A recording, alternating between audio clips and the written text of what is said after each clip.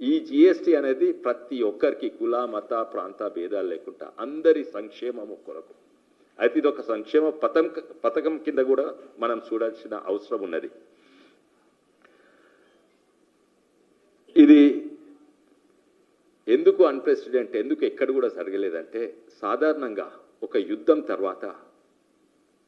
తర్వాత ఓడిపోయిన వాళ్ళకు నష్టమవుతుంది, గెలిచిన వాళ్ళకు కూడా నష్టమవుతుంది. ఈసారి ఆపరేషన్ సింధూర్ అప్పుడు ఏ ఎమర్జెన్సీ పెట్టలేదు. అంతకుముందు 2 యుద్ధాలకు ఎమర్జెన్సీ పెట్టిండ్రు. అంటే యుద్ధం ఎమర్జెన్సీ, చైనాతోటైనా బంగ్లాదేశ్ అయినా యుద్ధంతో ఎమర్జెన్సీ.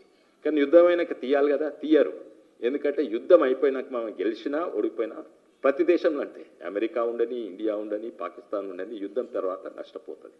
ఆర్థికంగా ఆ దేశాలు గెలిచిన దేశము ఓడిపోయిన దేశము ఆర్థికంగా కూలిపోతుంది. కానీ ఈసారి ఇదే కాక ధరలు పెరుగుతాయి, కరువు వస్తుంది. కరువు అంటే వెనకట బంగ్లాదేశ్ యుద్ధం ఉన్నప్పుడు కెరసిన్ ఉండేది, అప్పుడు ఎల్పిజి గ్యాస్ లేకుండే, కెరసిన్ కరువు ఉండే, పెట్రోల్ కరువు ఉండే, డీజిల్ కరువు ఉండే. ధరలు ఎక్కువైతాయి, ఇంట్రెస్ట్ రేట్లు ఎక్కువైతాయి, ట్యాక్సెస్ ఎక్కువైతాయి, ఆర్థికంగా కూలిపోయింది. ఆర్థికంగా -2%. ఇక్కడనేమో ఒక దిక్కు యుద్ధం అయితేనే ఉన్నది, మనము 5వ స్థాయి నుంచి 4వ స్థాయికి చేద్దాం ఎకానమీ ఆర్థికంగా. యుద్ధం అయితేనే ఉన్నది, కాగానే ఇంట్రెస్ట్ రేట్స్ తగ్గినాయి. ఇన్ఫ్లేషన్ లోయెస్ట్ 2.15% ఎంతో లోయెస్ట్ ఇన్ఫ్లేషన్. కానీ ట్యాక్సెస్ తక్కువైతేనే ఎవరు కూడా అనుకోలేదు. దాని తర్వాత ఏమైంది? యుద్ధం తర్వాత ట్రంప్ టారిఫ్ పెట్టిండు. ఇంకా దెబ్బ కొట్టిండ్రా, కూలిపోయింది ఇండియన్ ఎకానమీ. ఆ ప్రతిపక్ష నాయకుడు అయితే ట్రంప్ ఏమైనా Indian economy is dead, Indian ఆర్థికంగా చచ్చిపోయిన పీనిగే అని అన్నాడు. మన రాహుల్ గాంధీ గారు కూడా ఇండియన్ ఎకానమీ ఈజ్ డెడ్, చచ్చిపోయిన పీనిగే ఆర్థికంగా. ఎవరు కూడా ట్యాక్సెస్ ఎక్కువైతాయంటే ఇటువంటి యుద్ధం తర్వాత టారిఫ్ల తర్వాత తక్కువైంది. అది కొంచెం తక్కువ కాదు. ఒక లారీ కొంటే 5-6 లక్షలు తక్కువ అవుతుంది.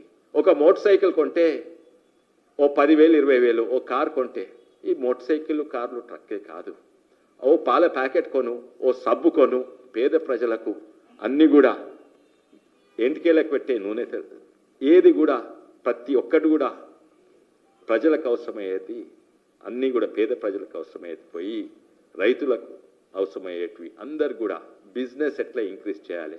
ఇది మాస్టర్ ప్లాన్ ఆఫ్ మోడీ.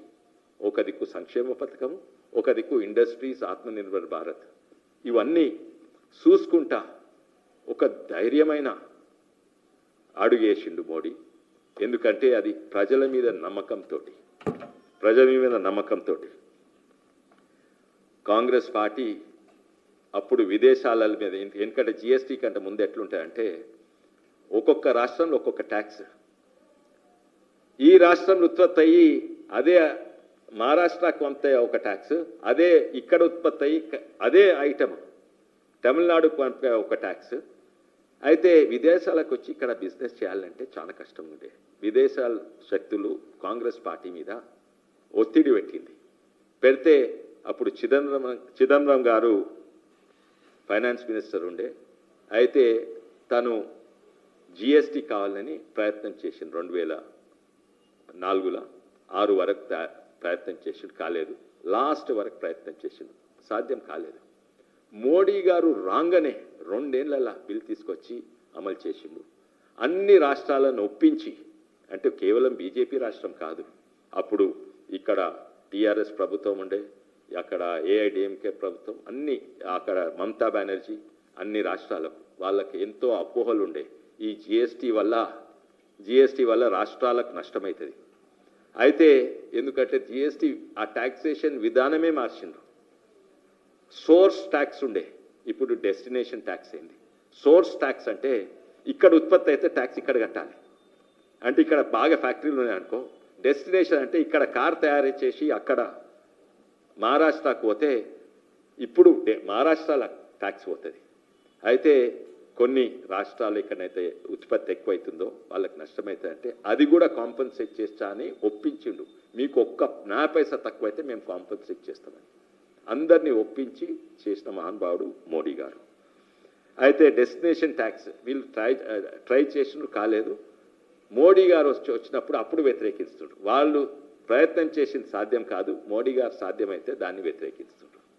దాని తర్వాత దాని మీద జోక్లు వేసిండ్రు. ఏంది పాప్కార్న్ అంటే దాంట్లో ఉప్పేస్తే ఓ ట్యాక్స్ అంట, పాప్కార్న్లా దాంట్లో చక్కెర వేస్తే ఓ ట్యాక్స్ అంట, ఏమేయకుంటే ఓ ట్యాక్స్ అంట, జోక్లు వేసిండ్రు. తర్వాత మా ప్రాంతం నుంచి ఉదాహరణంగా తాండూర్ రాయి, అదే రాయి రాజస్థాన్లో కోటా రాయి, ఇక్కడనేమో షాబాద్ రాయి అంటారు.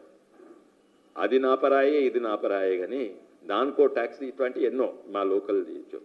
కానీ ఇటువంటివి ఇంతకంటే ఘోరంగా ఉండి ఇంతకుముందు ఉన్న ట్యాక్సెస్ ఇంతకంటే చాలా చాలా ఘోరంగా ఉండే, ప్రతి రాష్ట్రంలో వేరే వేరే ఉండే.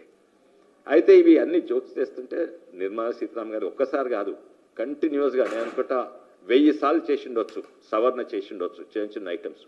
వాళ్ళు జోక్లు వేసి చేసిండ్రు. వాళ్ళకి సాధ్యం కాంది మేము చేస్తున్నాం. ఇప్పుడు జిఎస్టీ ఎక్కువ ఉందని వాళ్ళు ఏడుపు, ఇప్పుడు జిఎస్టీ తక్కువ ఉందని వాళ్ళు ఏడుపు. ఇట్లా మన మణిపూర్ పోనందుకు ఏడుపు, ఇప్పుడు పోయినందుకు ఏడుపు. ఏదైనా కూడా అది వాళ్ళ రాజకీయంగా పరంగానే చూస్తారు, కానీ ప్రజలకు ఏది మంచిది అని చూస్తలేరు కాంగ్రెస్ పార్టీ.